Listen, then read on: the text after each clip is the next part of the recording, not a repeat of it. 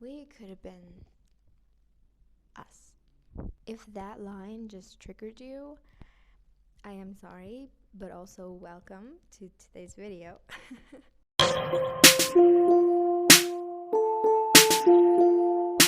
So, I recently finished this season of Good Omens, and I'm wounded. I'm desperately in need of some kind of closure, something, please. But I got nothing because obviously season 3 is not going to be here anytime soon.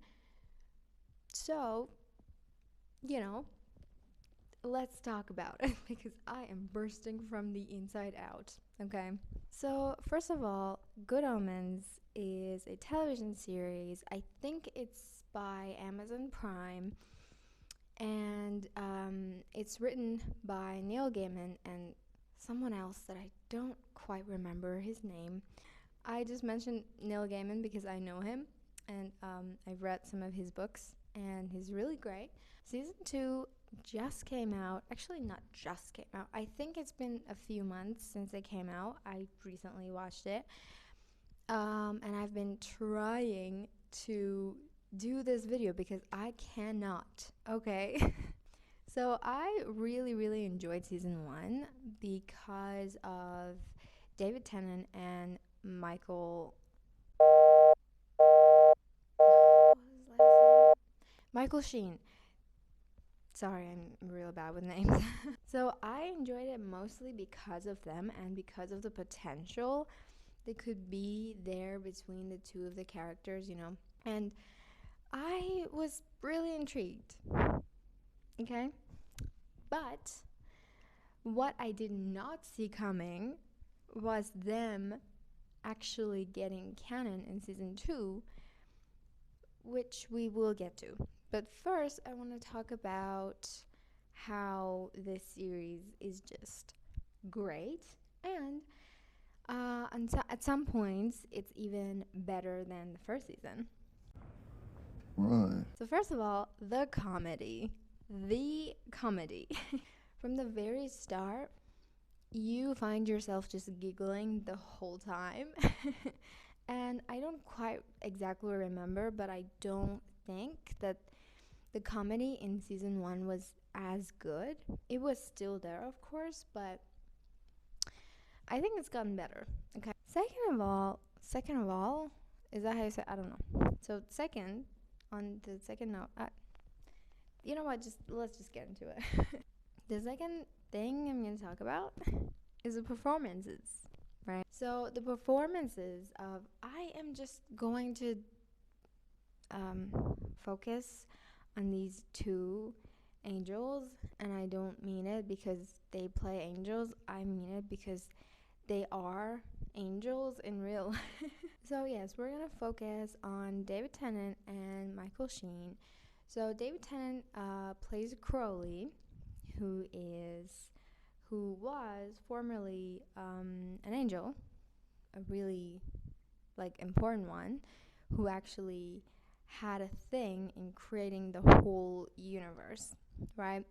But then he started questioning God's will and his decisions or her decisions. I don't know, God's decisions. And, he got cast out of heaven. The same thing that happened to Lucifer, because same author, right? Anyway, so this is Crowley. Crowley now is a demon who actually is not playing by the rules of hell. He's like, you know what? I am on my side. I do things that I think are right and not what they tell me to do. So he's like, ooh, I am a demon. I am evil. I'm not kind. I'm not blah, blah, blah. But then Aziraphale, who is played by Michael Sheen, and he's an angel, never agrees with that. And he's like, but you have a soft spot, you little... He's right. Crowley has a soft spot, but He's always like, I'm not gonna show that to the world or anyone. But yeah, we all know. Okay. On the other hand, Aziraphale is like very good. I mean, like he plays by the book. Okay, he's like, I am an angel. My boss tells me to do something, and I have to do that because he's my boss, and they know better, of course, because they're angels and they're in heaven, blah blah blah. And then, at some point, he kind of questions everything. It's very funny because sometimes Aziraphale is like, I have to break the rules to do the right thing. And sometimes Crowley is like, I have to follow the rules to do the right thing, which is really cool to me because these two creatures that are not supposed to be on the same line many times just collide and collaborate, and that's just very beautiful to me. Right. The story itself kind of shows you how many layers these characters have, but I think the performances are the key element to add to that because, I mean, come on. Could you imagine Crowley be anyone else other than David Tennant? Go on, Mr. British man, wow me with your mirror. I don't think so. I do not think so. I think that whenever he delivers a line, he does it in such a way that I just feel literally everything. And same goes with Michael Sheen. He's just very incredible at playing this character who seems to be very one-dimensional, and he's like very like nice and naive, but deep down he's like very clever. One other thing that I think was very well done, and it was done better than season 1, is definitely the plot. So the plot is actually not doing anything in this season. I don't think that like there's not an active plot that you're like constantly following or anything. It's more like a cracker. It's more like a character driven kind of story this time, and I love that so much because this time I think the authors were like, let's give them what they want, not what there is. So season 1 was about this child who was supposed to be the Antichrist, and then these two were trying to stop the world from being unalived. And also they were trying to save the kid because heaven was like, kill the kid, and then hell was like, let him do the thing. And I really, really, really enjoyed it, and I did kind of jump on season 2 obviously because I did love season 1. But as I said earlier, it was not because of the plot, it was entirely because of Crowley and Aziraphale. So in this season, what we actually have is not some child, but it's actually them, which kind of brings us to the ending of this season. So from the very first episode this season, we get some kind of foreshadowing for what's about to come. And when I first watched season 1, and I think it was like so many years ago, and in those years, I don't remember queer stories being as strong as they are right now. So, the ship was there, but it wasn't canon. And we were all like, they're definitely together, but they're not together because the story would never like allow us to think that there actually could be a thing between them, because obviously season 1 was written for children, and romantic plot lines weren't exactly a thing in season 1. But in season 2, like, I don't forget, like, I will never ever forget the first time I saw what I saw, and I was like, Wait, that's a thing now? Excuse me. Nobody told me anything. Like, I was not warned. So the ship started, I think, with the fans. We were what? Yeah, I was one of them. Okay. We were like, yeah, these two characters are definitely together. And even though some people are like, ooh, angels and demons and blah blah, they don't have gender, so there won't be any like queer or straight thing between them. I think that's wrong because they do have genders. Um, they're male. And, nobody has ever said something about these two characters' genders, or at least not that I have heard of. So I think that they're boys. I mean, they're men. So being together obviously means that they're gay. And I don't think it was a thing originally when Neil Gaiman was writing the book or season 1. Okay, it was not a thing. And then fans started like going on riots and being like, these two, like, they're boyfriends. Again, the fans would never think that season 2 was gonna come at them like this. And we did get what we wanted, but not exactly what we wanted. I read a comment, and it was like, we got exactly what we wanted, but we also got something we never wanted. Right. And that is the truest thing I have ever read in my whole life. Okay. The first time that this character, I think her name was, what was her name? You know what? We're just gonna call her Emma because I don't remember. So when this Emma thing came out to Crowley, and she was like, "Ooh, have you two been together long?" And Crowley was like, "Who? Me? What?" And she was like, "Yeah, you and your boyfriend, your partner." And he was like, "No, no, no, no, no, no, no, no. That's not what we. No, we're friends. We just know each other for a very, very long time. And she was like, "But I think you're together." And even then, like I still couldn't believe it. I still couldn't believe that they would do that. But then the plot kept raging on and on and on.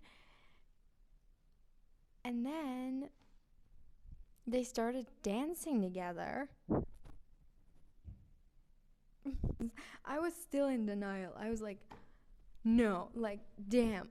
I was just, trying to say that, okay, this is one of those situations that they give you enough proof, enough scenes for the fans to, think of whatever they want to think, but also they're not going to actually say it aloud.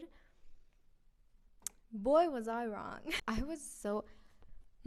I wish I could just go back in time and record my first reaction when I saw that scene, but I can't. So I'm just gonna tell you about it. So we're gonna talk about the elephant in the room, which is the kissing scene. Right. Ladies and gents, they kissed. Okay. I tripped the fucking camera. Anyway, yes, they did kiss, and god damn it, that scene.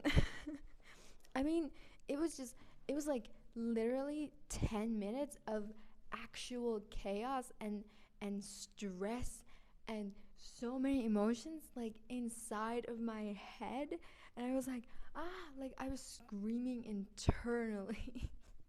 I could not breathe. For 10 seconds I was just like, so here's how it went out. So the plot kind of came to an end. Everything that every problem was solved, everything was done. The enemies were gone, classic old stuff.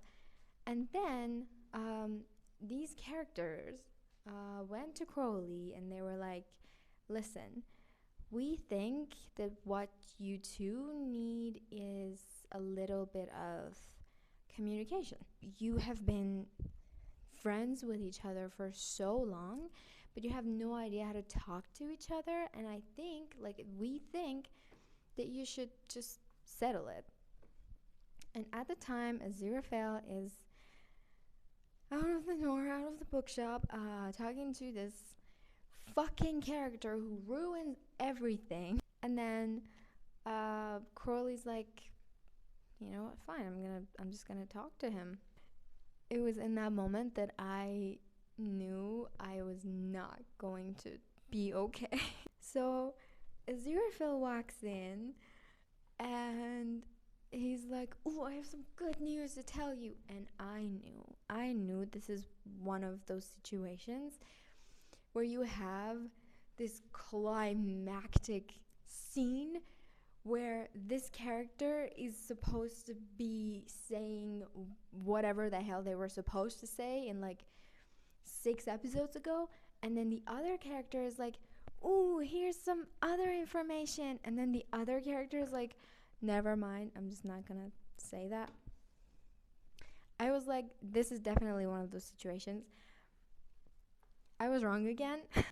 Aziraphale actually did say the news, and the news was like, hey, I'm leaving, yay, come with me. And then Crowley was like, no, I'm not coming, but listen, I want to be with you. Aziraphale was like, no, I don't think so, like, So what happened basically was that Crowley was like, please, this is so good, like, what we have is so precious, let's just get on with it. And Aziraphale was like, no, we're angels, we can't be romantically involved.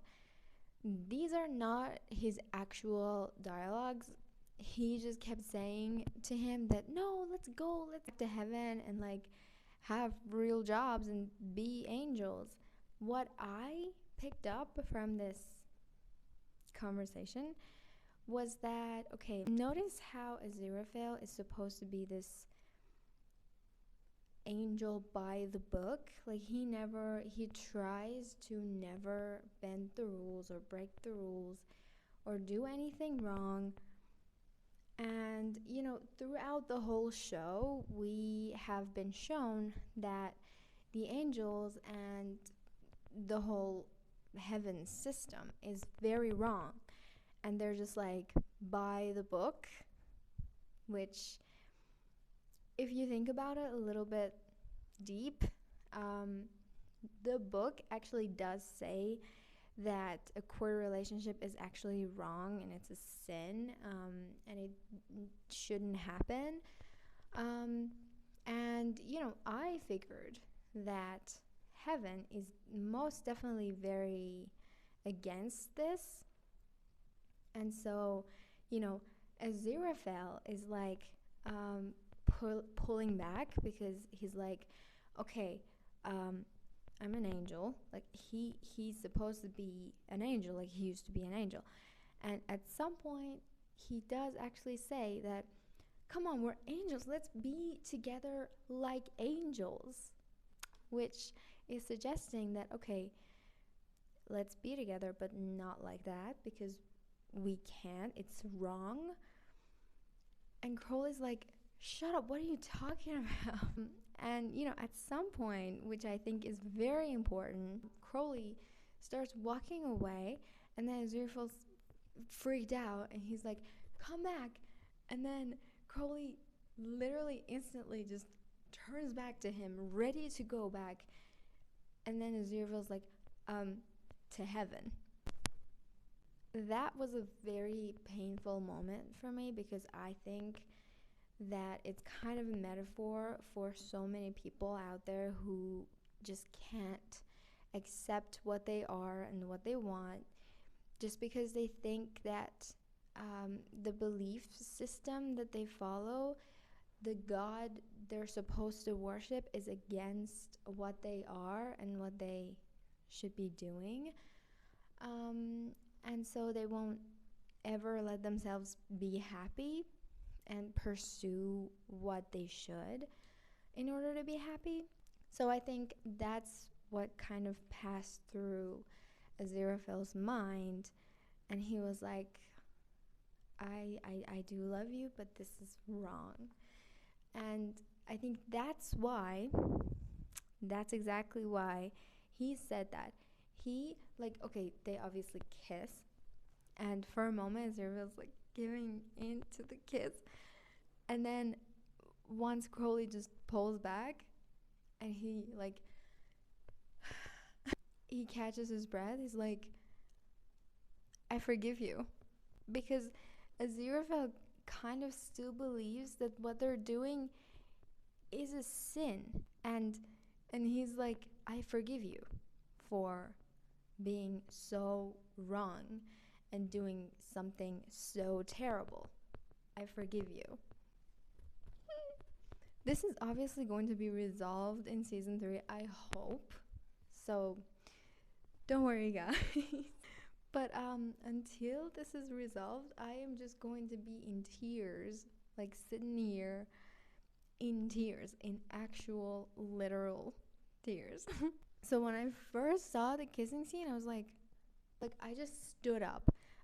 This was my phone, like in my hand. I was watching it. I was like sitting on the couch. I was like, yeah.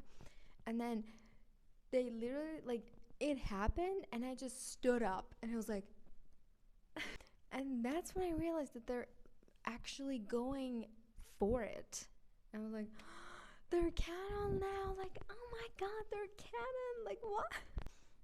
And yes, the line, you idiot.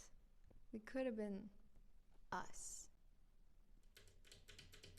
Oh my god, I'm in so much pain. I can't do this anymore. Anyway, guys, please let me know what you think about everything. Please subscribe if you want to hang out more, and please like this video if you liked it, obviously. And I will see you in another video soon. But that's it. I did ramble enough, I think. So, bye.